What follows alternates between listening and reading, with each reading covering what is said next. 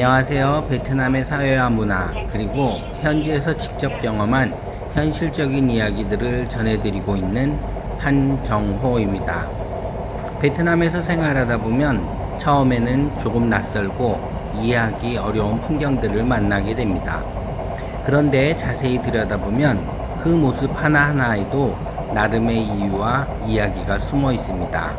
그동안 짧은 영상으로 소개해드렸던 이야기 가운데 재미있는 내용들을 한데 모아봤습니다. 알고 보면 더 재미있는 베트남, 알쏭달쏭 베트남 첫 번째 이야기입니다. 호치민이 사람 이름이었어? 베트남의 최대 도시 호치민시. 그런데 호치민은 실제 인물의 이름입니다. 베트남 독립운동가이자 초대 국가주석. 베트남 사람들은 지금도 그를 호 아저씨라고 부릅니다. 1975년 전쟁 이후 원래 사이공이라 불리던 도시는 호치민시로 이름이 바뀌었습니다. 우리가 매일 부르는 도시 이름 속에서 한 나라의 역사가 담겨 있습니다. 호치민은 도시가 아니라 사람 이름이었습니다. 왜 베트남 사람들은 애기 의자에 앉을까요?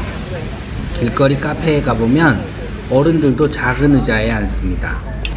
처음엔 불편해 보이지만 베트남 사람들에겐 익숙한 문화인 듯 합니다.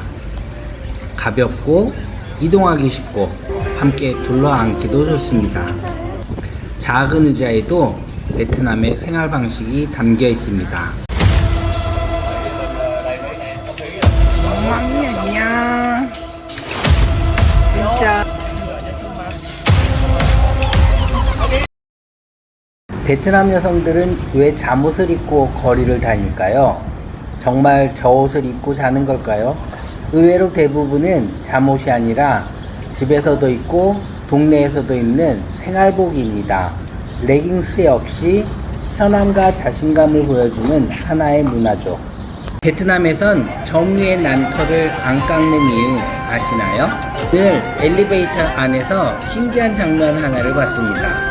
깔끔하게 면도를 하신 아저씨인데 점 위에 난 긴 수염 하나만 남겨두고 있었습니다. 처음엔 깜빡하고 안 깎은 건가 생각했습니다. 그런데 아니었습니다. 베트남에서는 이런 털을 족털이라고 부릅니다. 재물운과 행운, 장수의 상징이라고 믿기 때문입니다. 그래서 일부러 자르지 않고 소중하게 간직하는 사람도 있습니다. 한국에서는 바로 제거해야 할 것 같은 털 하나. 하지만 베트남에서는 복이 머무는 자리일 수도 있습니다. 문화는 거창한 축제보다 이런 작은 디테일 속에 숨어 있는 것 같습니다.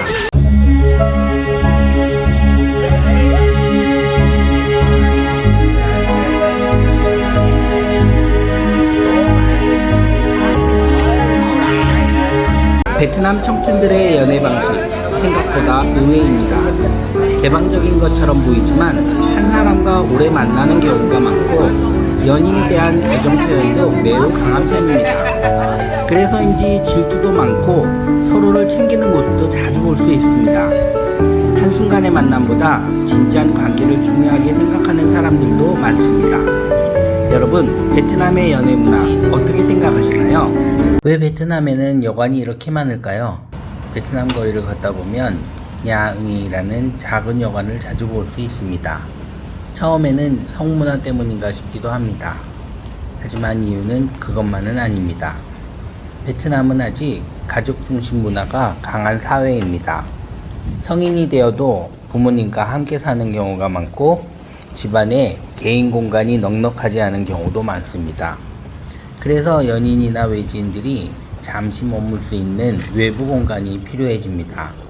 결국 냐앙이는 단순한 여관이 아니라 베트남 사회의 가족 문화와 주거 구조를 보여주는 공간이기도 합니다. 작은 여관 하나에도 그 나라의 문화가 담겨 있습니다.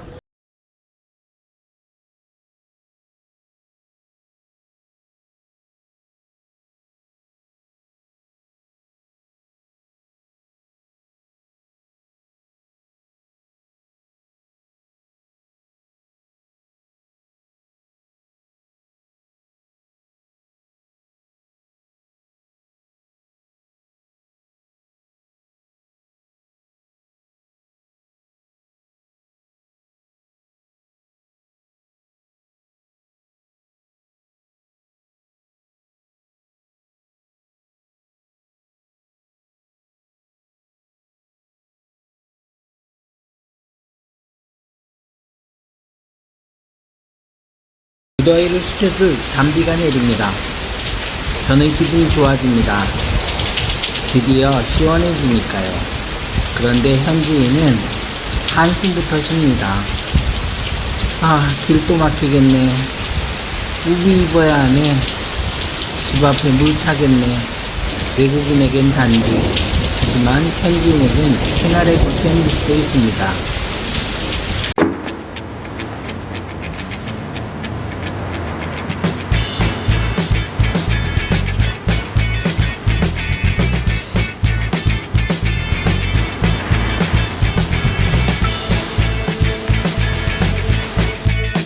한국인들이 가장 많이 틀리는 베트남어 에머이. 한국 사람들은 베트남에서 식당 직원을 부를 때 에머이를 자주 사용합니다. 그런데 이 표현이 항상 예의 바른 말은 아닙니다. M은 원래 자신보다 어린 사람을 부르는 호칭이기 때문입니다. 베트남에서는 나이와 관계에 따라 찌어이, 안어이, 에머이를 구분해 사용합니다.